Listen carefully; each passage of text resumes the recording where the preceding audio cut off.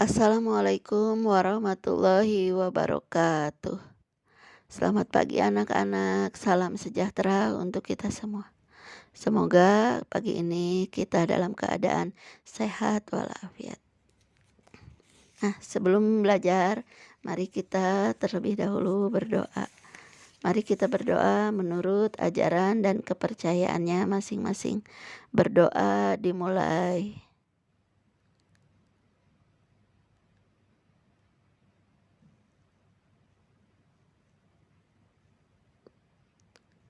Berdoa selesai. Hari ini Ibu akan belajar yaitu tentang organisasi semi militer, di mana pembentukan organisasi yang dibentuk oleh Jepang, baik organisasi sosial kemasyarakatan, organisasi semi militer, organisasi militer, yaitu salah satu dibentuk organisasi ini untuk menarik simpati bangsa Indonesia. Pada masa pendudukan Jepang di Indonesia, pemerintah Jepang membentuk beberapa organisasi semi militer untuk mengakomodasi para pemuda, terutama di daerah pedesaan. Pembentukan organisasi tersebut bukan tanpa alasan. Jepang berusaha memobilisasi pemuda Indonesia untuk membantu Jepang dalam Perang Asia Timur. Beberapa organisasi semi militer yang dibentuk oleh Jepang pada masa pendudukannya di Indonesia yaitu ada Seinendan, ada Keibodan, ada Barisan Pelopor, ada Hizbullah, ada Fujinkai, dan ada Gakukotai, di mana kita akan bahas satu persatu. Yang pertama yaitu organisasi Seinendan atau Korps Pemuda. Organisasi ini adalah organisasi para pemuda yang berusia 14 sampai 22 tahun. Pada awalnya anggota Seinendan 3.500 orang. Anggota ini yaitu anggotanya dikhususkan dari seluruh Jawa. Tujuan dibentuknya Seinendan adalah untuk mendidik dan melatih para pemuda agar dapat menjaga dan mempertahankan tanah air dengan kekuatan sendiri. Bagi Jepang, untuk mendapatkan tenaga cadangan guna memperkuat usaha mencapai kemenangan dalam Perang Asia Timur Raya, yaitu perlu diadakannya pengerahan kekuatan dari para pemuda. Oleh karena itu, Jepang melatih para pemuda atau para remaja melalui organisasi Seinendan ini. Dalam hal ini, Seinendan difungsikan sebagai barisan cadangan yang mengamankan garis belakang. Pengkoordinasian kegiatan Seinendan ini diserahkan kepada penguasa setempat. Misalnya di daerah Shu atau keresidenan diketuai oleh Sucokan sendiri, yaitu gubernur. Begitu juga di daerah Ken, yaitu kabupaten, diketuai oleh Kencho atau bupati sendiri, dan seterusnya. Di daerah-daerah lainnya diketuai dipimpin oleh daerah masing-masing. Untuk memperbanyak jumlah Seinendan, Jepang juga menggerakkan Seinendan bagian putri yang disebut Joshi Seinendan. Pada masa akhir pendudukan Jepang di Indonesia, jumlah Seinendan ini mencapai sekitar 500.000 pemuda. Tokoh-tokoh Indonesia yang pernah menjadi anggota Seinendan yaitu ada Sukarni, ada Latif Hendra Diningrat. Nah, yang kedua yaitu organisasi Keibodan. Organisasi Keibodan atau Korps Kewaspadaan merupakan organisasi semi militer yang anggotanya para pemuda yang berusia sekitar 25 sampai 35 tahun. Ketentuan utama untuk dapat masuk Keibodan adalah mereka yang berbadan sehat dan berkelakuan baik. Apabila dilihat dari usianya, para anggota Keibodan mungkin sudah lebih matang ya dan siap untuk membantu Jepang dalam keamanan dan ketertiban. Pembentukan Keibodan ini memang dimaksudkan untuk membantu tugas polisi, misalnya menjaga lalu lintas atau pengamanan desa. Untuk itu, anggota Keibodan juga dilatih kemiliteran. Pembina Keibodan adalah dari Departemen Kepolisian dan di daerah Shu ya dibina oleh bagian kepolisian atau Keisatsubu. Di kalangan orang-orang Cina juga dibentuk Keibodan yang dinamakan Kaiko Keibotai. Untuk meningkatkan kualitas dan keterampilan Keibodan, maka Jepang mengadakan program latihan khusus untuk para kader. Latihan khusus tersebut diselenggarakan di sekolah kepolisian, yaitu di daerah Sukabumi, Jawa Barat. Jangka waktu latihan tersebut selama 1 bulan. Mereka dibina secara khusus dan diawasi secara langsung oleh para polisi Jepang. Mereka tidak boleh terpengaruh oleh kaum nasionalis. Organisasi Seinendan dan Keibodan dibentuk di daerah-daerah di seluruh Indonesia. Meskipun namanya yang berbeda, misalnya di Sumatera disebut Bogodan dan di Kalimantan disebut dengan Borneo atau Borneo Konan Kokokudan. Jumlah anggota Seinendan diperkirakan mencapai 2 juta orang, sedangkan Keibodan mencapai sekitar 1 juta orang. Selain Seinendan dan Keibodan, pada bulan Agustus 1940 juga dibentuk Fujinkai, yaitu Fujinkai itu perkumpulan wanita. Nanti kita akan bahas di organisasi Fujinkai selanjutnya ya.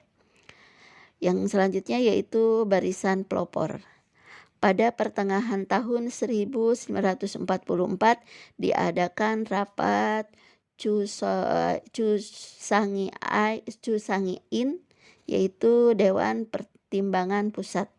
Salah satu keputusan rapat tersebut adalah merumuskan cara untuk menumbuhkan keinsyafan dan kesadaran yang mendalam di kalangan masyarakat untuk memenuhi kewajiban dan membangun persaudaraan untuk seluruh rakyat dalam rangka mempertahankan tanah air dari serangan musuh. Sebagai wujud konkret dari kesimpulan rapat itu, pada tanggal 1 November 1944, Jepang membentuk organisasi baru yang dinamakan Barisan Pelopor. Melalui organisasi ini diharapkan adanya kesadaran rakyat untuk berkembang, sehingga siap untuk membantu Jepang dalam mempertahankan Indonesia. Organisasi semi-militer Barisan Pelopor ini tergolong sangat unik ya.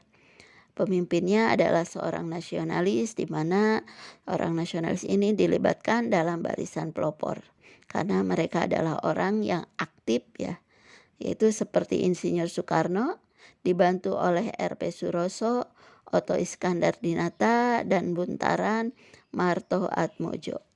Organisasi ini berkembang di daerah perkotaan.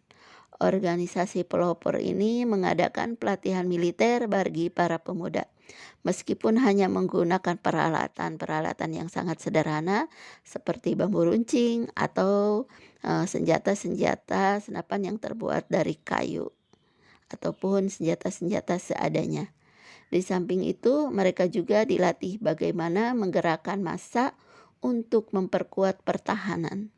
Dalam hal-hal yang lain yang berkaitan dengan kesejahteraan rakyat. Keanggotaan dari Barisan Pelopor ini mencakup seluruh pemuda, baik yang terpelajar ataupun yang pelajar tinggi ataupun pelajar rendah atau bahkan yang tidak mengenyam pendidikan sama sekali. Keanggotaan yang heterogen ini justru diharapkan menimbulkan semangat solidaritas yang tinggi, sehingga timbul ikatan emosional dan semangat kebangsaan yang tinggi.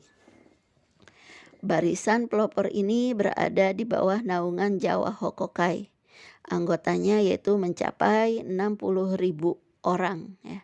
Di dalam Barisan Pelopor ini dibentuk Barisan Pelopor Istimewa yang anggotanya dipilih dari asrama-asrama pemuda yang terkenal.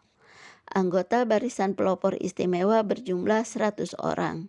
Di antaranya ada Supeno, DN Aidit, ada Johar Nur, dan Asmara Hadi. Ketua Barisan Pelopor Istimewa adalah Sudiro. Barisan Pelopor Istimewa berada di bawah kepemimpinan para nasionalis. Oleh karena itu, organisasi pelopor ini berkembang sangat pesat. Dengan adanya organisasi ini, semangat nasionalis dan rasa persaudaraan di lingkungan rakyat Indonesia menjadi semakin bersemangat dan semakin berkobar. Yang selanjutnya yaitu adalah organisasi Hizbullah. Pada tanggal 7 September 1944, Perdana Menteri Jepang Kaiso, Perdana Kemiliteran ya, Kaiso mengeluarkan janji tentang kemerdekaan untuk Indonesia. Sementara keadaan di medan perang, Jepang mengalami berbagai kekalahan. Jepang mulai merasakan berbagai kesulitan. Keadaan tersebut memicu Jepang untuk menambah kekuatan yang telah ada. Jepang merencanakan untuk membentuk pasukan cadangan khusus dan pemuda-pemuda Islam sebanyak 40.000 orang. Rencana Jepang untuk membentuk pasukan khusus Islam tersebut cepat tersebar di seluruh masyarakat. Rencana ini segera mendapat sambutan positif dari tokoh-tokoh Matsumi. Sekalipun motivasinya yang berbeda, begitu pula para pemuda Islam lainnya. Mereka menyambut dengan penuh antusias. Bagi Jepang, pasukan khusus Islam itu digunakan untuk membantu memenangkan perang. Tetapi bagi Matsumi, pasukan ini digunakan untuk persiapan menuju cita-cita Indonesia merdeka. Berkaitan dengan hal itu, maka para pemimpin Matsumi mengusulkan kepada Jepang untuk membentuk pasukan sukarelawan yang khusus terdiri atas pemuda-pemuda Islam. Oleh karena itu, pada tanggal 15 Desember 1944 berdirilah pasukan sukarelawan pemuda Islam yang dinamakan Hizbullah atau Tentara Allah, yang dalam istilah Jepangnya disebut Keiko Seinen Teisi Inti ya. Tokoh ini ya, tugas pokok Hizbullah adalah satu, sebagai tentara cadangan yang mempunyai tugas melatih diri jasmani ataupun rohani dengan segiat-giatnya, membantu tentara Dai Nippon, menjaga bahaya udara dan mengintai mata-mata musuh, serta mengingatkan dan menguatkan usaha-usaha untuk kepentingan perang. Tugas yang kedua yaitu adanya sebagai pemuda Islam, yaitu tugasnya mensyiarkan ya agama Islam, memimpin umat Islam agar taat menjalankan agamanya, dan membela agama dan umat Islam di seluruh Indonesia. Untuk mengkoordinasikan program dan kegiatan Hizbullah, maka dibentuk pengurus pusat Hizbullah. Ketua pengurusnya yaitu ada Kiai Haji Zainul Arifin dan wakilnya ada Muhammad Rum. Anggota pengurusnya antara lain ada Prawoto Mangun Sasmito, Kiai Haji Jarkasi, dan Anwar Cokro Aminoto. Selain itu, dibuka pendaftaran untuk anggota Hizbullah pada tahap pertama pendaftaran melalui Sumubu atau kantor agama. Setiap keresidenan dimintai mengirim 25 orang pemuda Islam. Rata-rata mereka adalah para pemuda yang berusia 17 sampai 25 tahun. Berdasarkan usaha tersebut, terkumpullah 500 orang pemuda. Para anggota Hizbullah ini kemudian dilatih secara kemiliteran dan dipusatkan di Cibarusah, Bogor, Jawa Barat. Pada tanggal 28 Februari 1945, latihan secara resmi dibuka oleh pimpinan tentara Jepang. Pembukaan latihan ini dihadiri oleh pengurus Matsumi yaitu Kiai Haji Hasyim Asy'ari, Kiai Haji Wahidin Hasyim, dan Muhammad Nasir. Dalam pidato pembukaannya, pimpinan tentara Jepang menegaskan bahwa para pemuda Islam dilatih agar menjadi kader dan pemimpin barisan Hizbullah. Tujuannya adalah agar para pemuda dapat mengatasi kesukaran Jepang dengan hati yang tabah dan iman yang teguh. Para pelatihnya berasal dari komandan-komandan peta dan di bawah pengawasan perwira Jepang. Peta adalah merupakan organisasi militer ya. Kapten Yanagawa Moichiro, yaitu beliau pemeluk Islam yang menikah dengan seorang putri dari Tasik. Ya, latihan dilakukan di daerah Cibarusah selama 3,5 bulan. Program latihannya di samping keterampilan fisik kemiliteran juga dalam bidang mental rohaninya. Keterampilan fisik kemiliteran dilatih oleh para komandan peta, sedangkan bidang mental kerohanian dilatih oleh Kiai Haji Mustafa Kamil. Bidang kekebalan Kiai Haji Mawardi, bidang tauhid Kiai Haji Abdul Halim, di bidang politik dan juga ada Kiai Haji Thohir bidang sejarah ya. Terus sementara itu diketuainya asramanya yaitu oleh Kiai Haji Zainul Arifin. Latihan di Cibarusah bermaksud ya, mereka agar berhasil membina kader-kader pejuang yang militan. Pelatihan itu juga menumbuhkan semangat nasionalis para kader Hizbullah. Setelah selesai pelatihan, mereka kembali ke daerah masing-masing untuk membentuk cabang-cabang Hizbullah beserta program pelatihannya. Dengan demikian, berkembanglah kekuatan Hizbullah di seluruh daerah di seluruh Indonesia. Nah, selanjutnya yaitu ada anggota organisasi Fujinkai ya. Organisasi Fujinkai ini yaitu organisasi kewanitaan, anggotanya minimal 15 tahun. Fujinkai bertugas di garis belakang untuk meningkatkan kesejahteraan dan kesehatan masyarakat melalui kegiatan pendidikan dan kursus-kursus. Ketika situasi perang semakin memanas, Fujinkai ini juga diberi latihan militer sederhana. Bahkan pada tahun 1944 dibentuk pasukan Sri Kandi.